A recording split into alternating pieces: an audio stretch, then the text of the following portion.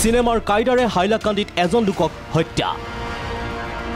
box পালেঙৰ ভিতৰত উদ্ধাৰ উত্তম শীল নামৰ লোকজনৰ মৃতদেহ কাপুৰেৰে বন্ধা আছিল শীলৰ ভৰি আৰু হাত হাইলাকান্দিৰ সূৰ্য মাৰ্কেটত থকা ৰিলেক্স নামৰ এইখন ইউনিচেক্স পাৰ্লাৰৰ গৰাকী উত্তম শীল দেওবাৰে পাৰ্লাৰখনলৈ আহিছিল উত্তম শীল ইয়াৰ পাছৰ পৰাই পৰিয়ালৰে যোগাযোগ নাছিল উত্তমৰ সোমবাৰেও উত্তম শীলৰ মোবাইল অফ পাইছিল পত্নীয়ে উপায়ন্তৰ হৈ আৰক্ষীক খবৰ দিয়ে পত্নীয়ে অৱশেষত পাৰ্লাৰৰ তলা ভাঙি বক্স পালেঙৰ ভিতৰত উদ্ধাৰ কৰা হয় শীলৰ মৃতদেহৰ কাষত পোৱা গৈছে খুৰাৰ বটল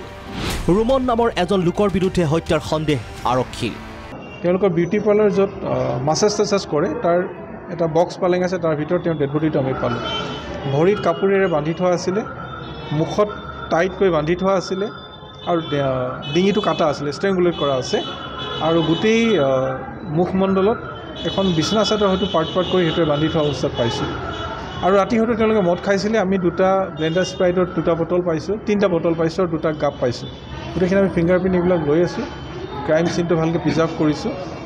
ফাৰ্ডাৰ ইনভেষ্টিগেশ্যনত ডেফিনেটলি ওলাব উল্লেখ্য যে চিচিটিভিৰ ফুটেজ নষ্ট কৰি গৈছে হত্যাকাৰীয়ে ইপিনে হত্যাকাণ্ড সংঘটিত হোৱাৰ পূৰ্বে হত্যাকাৰীয়ে সুৰাপান কৰিছিল উত্তম শীলে শীলৰ নম্বৰত পত্নীয়ে ফোন কৰোঁতে ধৰিছিল ৰুমনে সুৰাপান কৰা শীলক খুৱাই থোৱা বুলিও কৈছিল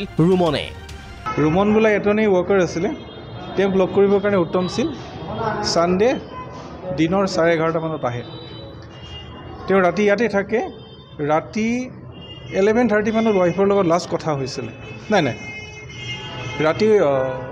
ৱাইফে 11:30 হাজবেণ্ডক যেতিয়া ফোন কৰিছিলে তেতিয়া হাজবেণ্ডে ফোনটো উঠোৱা নাই যিটো ৰুমন বুলি আমি যাক ছাছপেক্ট কৰিছোঁ সি ফোনটো উঠালে ফোনটো উঠাওঁতে হাজবেণ্ডৰ নাম্বাৰৰ পৰা ৰূপমে ৱাইফক কৈছে মানে যিজন ডিজিজ হ'ল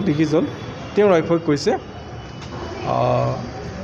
যে দাদা মদ খাই বহুত বেছি মদ খাইছে তেওঁ চেঞ্চলেছ হৈ গ'ল গতিকে তেওঁক শুৱাই থৈছোঁ আৰু AC চলাই শুৱাই থৈছোঁ ঘটনা সন্দৰ্ভত হাইলাকান্দি আৰক্ষীয়ে আৰম্ভ কৰিছে তদন্ত অভিযুক্ত ৰুমনক বিচাৰিও অভিযান চলাইছে আৰক্ষীয়ে হাইলাকান্দিৰ পৰা দীপাংকৰ দত্ত প্ৰাগ নিউজ